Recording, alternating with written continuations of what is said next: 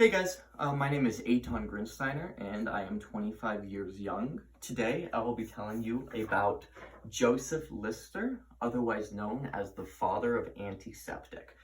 First and foremost, he was born in England, 1827, six brothers and sisters to a rather large Quaker family that was religious. The most important, or one of the most important aspects to mention about his early life was that his father studied compound microscopes and truly helped the advancements in the creation of these microscopes. This is going to have an extremely significant impact later on Joseph Lister's later life. And then what I also want to mention too is that during the 19th century, the 1800s, life was not easy. It is well documented that Joseph Lister suffered from depression after the death of one of his brothers. However, that was not unique. It could solidly be argued that almost everybody of that time went through some kind of mode of depression because simply the 1800s were not the life that we live today. Pardon my language, however, I am using it to emphasize the difficulties of that time, but perhaps walking down a lesser popular street and literally walking into the hospital, it reeked of piss, shit, and vomit. It was not uncommon for a woman or an amputation, a woman giving childbirth to walk into a hospital to never leave it again. I mean, these surgical rooms were so dirty, not washing your hands, putting the sterile tools in their mouths, not cleaning up the floor. I mean, the people that were cleaning and getting the fleas rid of the bed were paid more than the surgeons themselves. So during the 19th century and earlier, times were not easy and they were actually filthy. The next advancement before we actually go into Joseph Lister's life was most importantly the creation of diethyl ether, otherwise known as anesthesia, today's anesthesia that we use today to put patients under, and the progress of germ theory created by Louis Pasteur. Louis Pasteur, I would encourage you to Google him if you're curious, but he created fermentation, pasteurization, and he was really the one that started this idea of, hey, listen, it's these small little microorganisms that are actually causing this mold or these things to grow. It's a whole nother universe that can't be seen by the naked eye. And again, the idea of compound microscopes where you can actually see those germs is going to have a huge significant impact on Joseph Lister's idea of antiseptic. So now we can move on to Joseph Lister's life. First and foremost, he started at the Royal College studying surgery, where he later went on to the Royal Infirmary. There he met an individual by the name of Richard Syme, a very famous surgeon. Again, I would encourage you to Google his name. Had a very big impact on Joseph Lister's life and idea of surgery, and he actually ended up marrying his sister. Later, after the Royal Infirmary, working there, he moved to Glasgow in Scotland, and he started teaching at Glasgow University. This is where you would say he had his big breakthrough. This is where he had his thinking where, you know what, maybe it's microorganisms that are causing the infection leading to sepsis. Sepsis is the infection of blood, and then that ultimate infection of blood is going to lead to organ failure and ultimately death. He was thinking, you know what if it's these small microbes that are all throughout our body that's actually starting to kill us? And he was thinking, you know what, how can I kill these small microbes? What can I do that would get rid of these bad boys? And that is where he actually ended up getting the idea of carbolic acid, the very first antiseptic. Now, where did he get this idea of carbolic acid? Actually, this was the acid used to clean up sewage pipes down in the city. So he was thinking, oh man, this acid is so powerful, it's cleaning these disgusting sewage pipes. Maybe I could apply it while I'm doing surgery and it's going to kill these small microbes. Now, this was his beginning idea, and it is extremely important to emphasize that he suffered so many trials, errors, and dissent. It wasn't just one day he had a patient, he used the antiseptic, everything was perfect and then he became famous.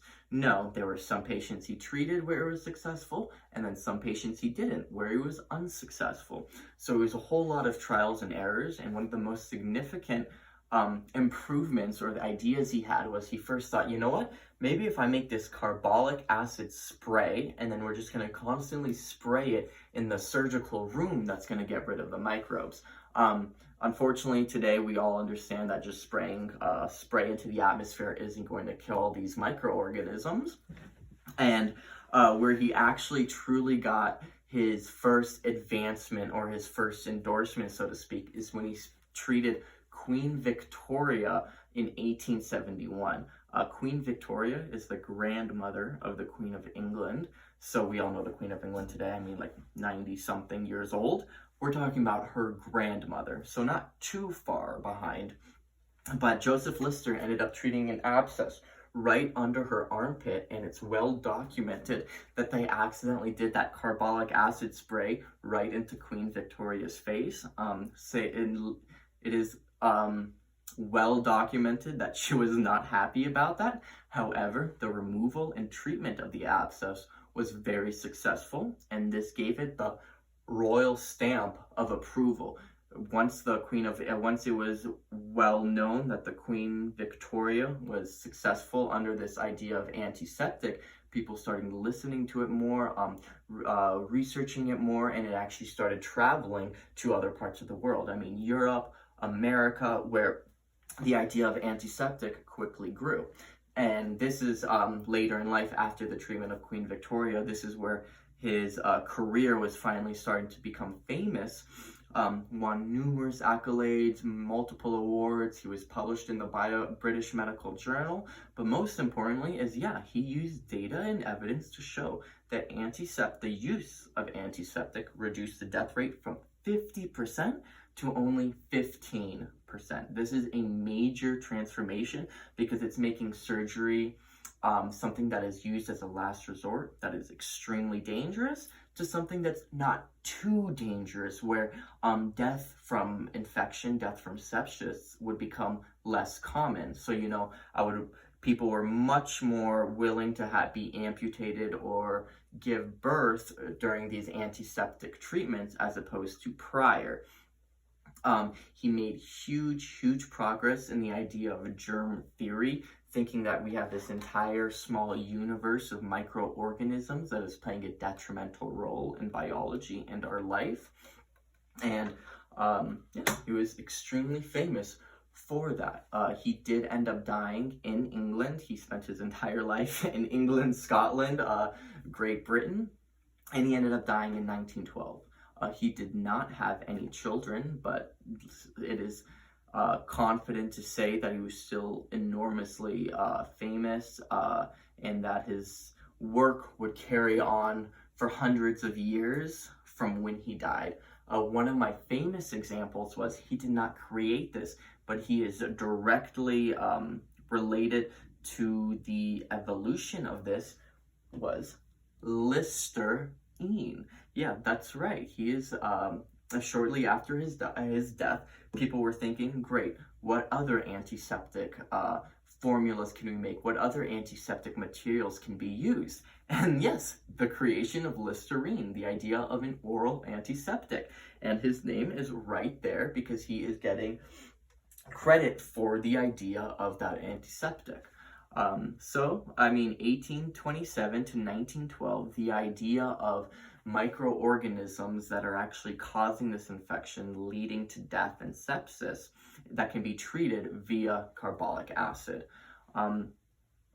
It is strongly related to surgery today, because actually today we have an aseptic environment where there isn't even the possibility for the presence of germs, let alone harmful ones to our body. But the idea of an aseptic environment quickly grew from an antiseptic environment. By the turn of the 20th century, by the turn of the 1900s, it was common procedure to clean all of your surgical utensils, to clean your hands, to have clean clothes, to make sure the environment is clean, to no longer be literally in a room filled with piss, shit, and vomit. Now, Now, this kind of relates to my life, especially, or it gives me strong inspiration because I actually want to pursue a career in medicine. I would love to be able to help people. But isn't it kind of counterproductive, or isn't it kind of hypocritical if you want to help people and save their life, but when you're trying to save their life, they have a 50% chance of death? I mean, if you're trying to save people and yet you see 100 patients and 50 of them end up dead, that's not necessarily helping people. But with this idea of antiseptic, oh my gosh, yeah, you're saving 75 lives out of 25. Now, that's something I could get behind. One of my favorite things about Joseph Lister, too, was his scientific thought process. You know, he had a combination of faith and science. It wasn't just all faith-based or all science-based. He was a kind of a blend of the two, where he was thinking, you know what, it is... how can I use data and evidence to better support my ideas? And if they don't support my ideas, how can I evolve to make it better, or what improvements can be made? For example, that carbolic acid spray he created, later in life did admit, oh no, this is rudimentary, this is not as effective as it is as actually sterilizing the tools themselves. But you know what? It was a great stepping stone, or it was a great error or trial that he managed to improve upon.